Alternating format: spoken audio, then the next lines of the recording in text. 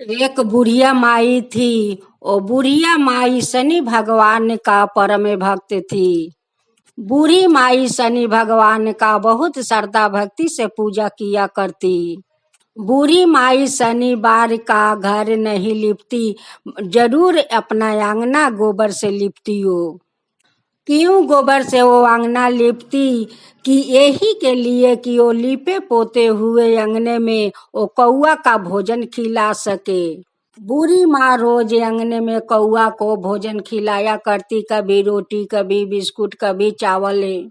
बाकी शनिवार का दिन बूढ़ी माई कौआ लोग के कभी भोजन नहीं खिलाती। जो शनि भगवान के लिए प्रसाद बनाती, वही प्रसाद वो कौआ लोग के वही लिपे हुए अंगना में थाला में परोस के खिलाया करती।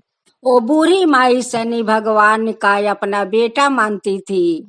रोज शनि भगवान का मंदिर में दर्शन करने जाती थी। बाकी शनिवार का अंगना अपना गोबर से लिपा करती। वो दिन अपना हाथों से सारे प्रसाद बनाती या शनि भगवान का मंदिर में लेकर चली जाती। जब वहाँ शनि देव का पूजा ब्राह्मण देव करवा देते, तब बूढ़ी माई अपना प्रसाद लेकर घरे चली आती। सभी बूढ़े बच्चों को बुलाकर अपना अंगना में प्रसाद खिलाया करती। एक थाला में कौआ लोग खातिर प्रसाद निकाल देती है, एक गमला में पानी भर के रख देती अंगना में। कौआ लोग बूढ़ी माँ का बात बहुत समझ रहे थे।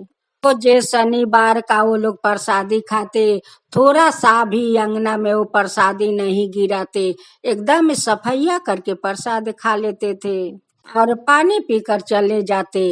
बूढ़ी माँ वो शनिवार का दिन वही प्रसाद खाकर रह जाती है, रात का चौका नहीं जलाती है। जब उसका दूसरा दिन उठती है, गरम गरम भोजन बनाती है, तब जाकर पारण करती है। वह लोग का 8 से 9 बजे तक टाइम बांधा था। वह लोग 7 से 8 बजे तक वो घर में आ जाते भोजन करने के लिए। खाना में बैठ कर कौआ लोग बूढ़ी माई की आवाज देने लगता। बूढ़ी माँ कहती कि हाँ हाँ, मैं समझ गई कि तुम लोग भोजन करने के लिए आ चुके हो। बूढ़ी माई थाला में भोजन ले जाती, गमला में पानी ले जाती और वही अंगना में रख देती। कौआ सारे कौआ लोग भोजन करके पानी पीकर चले जाते। एक दिन की बात है, बूढ़ी माँ शनिवार का दिन पूजा पाठ करके सभी को भोजन कराई थी, कौआ लोग को भोजन कराई थी। तब जाकर अपने बैठी थी वही प्रसाद खाने के लिए। फिर शनि भगवान बालक के रूप धारण करते हुए आकर बूढ़ी माई का पास बैठ जाता है और कहता है कि माई, तू शनि भगवान का प्रसाद खा रही है? कहती है कि हाँ बेटा, मैं भगवान का प्रसाद खाने बैठी हूँ। वो बालक कहने लगा कि माई, मुझे थोड़ा प्रसाद मिलेगा? वो कहने लगी कि क्यों नहीं बेटा, मैं तुम्हें अपना हाथ से प्रसाद खिलाती हूँ। एक हाथ से बूढ़ी माई वो बालक का खाना खिलाती है या दूसरे हाथ से उनकी माथा पर हाथ आसराती है। बूढ़ी माई कहती है कि जैसे लगता है कि मेरे शनि हमारा सामने बैठ गया है और उन्हें मैं भोजन खिला रही हूँ। कुछ देर के लिए शनि भगवान तो चमक उठे कि कहीं माई मुझे पहचान तो नहीं ली। फिर माई तो पहचानी नहीं। वो बालक कहता है कि माई, तू इतना आदर करके हमें भोजन खिलाएगी तो मैं रोज दौड़ी दौड़ी चली आऊंगी। बूढ़ी माई कहती है कि बेटा, तू रोज आओ, रोज अपना हाथ से तुझे खाना खिलाऊंगी। तुझे खाना खिलाकर मुझे मन के शांति मेरा मिलता है, जैसे लगता है कि मैं अपना शनि का भोजन करवा रही हूँ। बालक कहने लगे कि माई, तू शनि भगवान से इतना प्रेम करती है?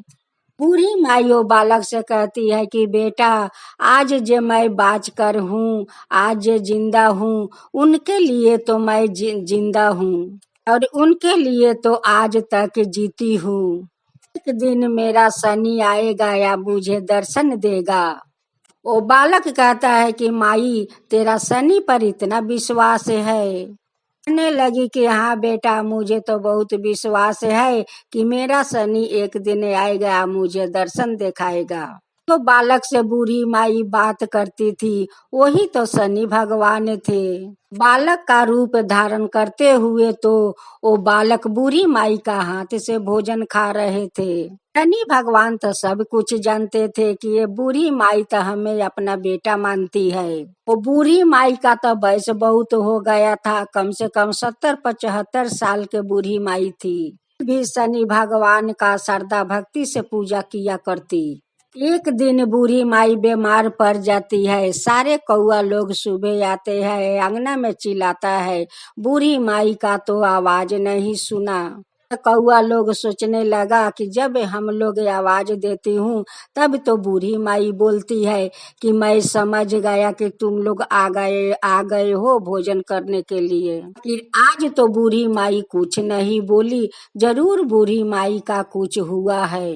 तभी कौआ लोग शनि भगवान के पास जाते हैं और वहां पहुंच कर देखते हैं कि शनि भगवान तो ध्यान पर बैठे हुए थे।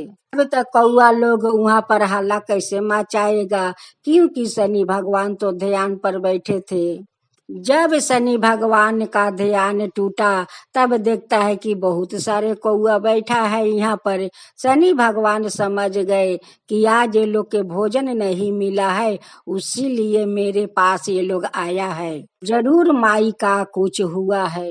भगवान फौरन दौड़े चले आते हैं अपना माई को देखने के लिए। कर देखता है कि माई का अब तब पराने जाने वाला है, और वही शनि भगवान के लिए तो उनकी पराने अटकी हुई थी।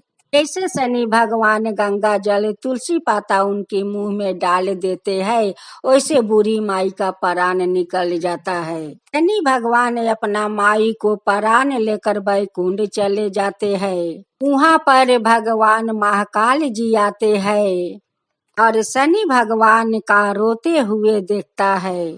महाकाल कहने लगे कि शनि तुम क्यों रोते हो। भगवान कहते हैं कि महाकाल जी, ये तो मेरी माई है।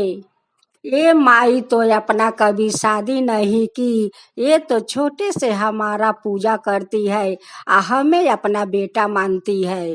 इतना दिन माई मेरे लिए तो जीती थी। महाकाल जी शनि भगवान के आंख के आंसू पोंछते हैं और कहते हैं कि शनि मत रो, देखो एक दिन तो सभी न सभी को तो जाना ही है। मनुष्य जाति लोग के एक दिन न एक दिन जाना ही पड़ता है। तुम तो अपना माई को बैकुंठ में बैठा दिया, तुम्हारा माई तो बैकुंठ पा गई। ये माई का भाग्य कितना अच्छी है कि ये माई एक भगवान का अपना बेटा बना लेती है, और वही बेटा का हाथ से गंगा जल तुलसी खाकर उनकी परान निकल जाता है। वही बेटा उनकी परान लिया कर बैकुंठ बैठा देते हैं।